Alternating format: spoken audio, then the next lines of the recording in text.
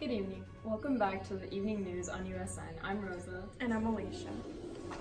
Today is May the 6th, and we are currently live on the scene of Gloria Steinem's testimony before the Senate hearing for the proposed Equal Rights Amendment.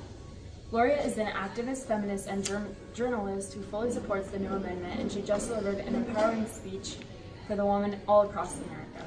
I agree. This was a really powerful speech that she gave. Women all across America have been filled with hope that Senate will vote in favor of the amendment.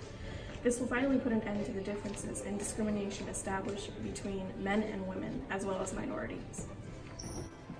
Other feminists have been giving speech after speech in favor of the ERA, but Gloria's really stuck out from all the others. We are now going to cut to Shelby, who is live on Capitol Hill. Shelby? I heard the amazing speech that Gloria just gave. She encompasses dozens of her own experience where she or someone she's interviewed has faced discrimination. She also makes an effort to connect with her audience emotionally by discussing these experiences.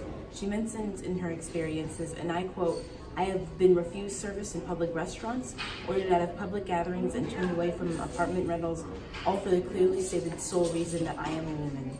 To justify her arguments, she has mentioned her own research studies and several statistics throughout the speech. Back to you, Rosa and Alicia. With this speech, she informed her audience about the hardships women and minorities face every day in the workforce, school, and even in their own homes. She gave them hope and motivation with this speech and provided the real perspective of these issues before the Senate. She definitely maintained an assertive tone when delivering her speech in hopes to open the eyes of men in this nation and make them realize the inequality many of these victims face in their community. Gloria Steinem directly called out sex-based myths and misogyny that our society still holds.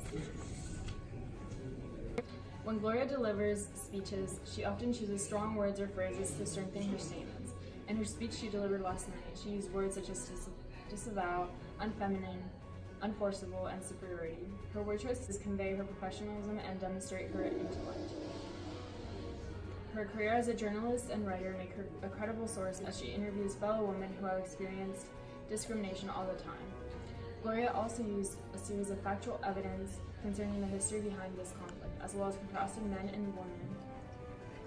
Gloria states, quote, "What we do know is that the difference between two races or two sexes is much smaller than the difference to be found in each group," end quote.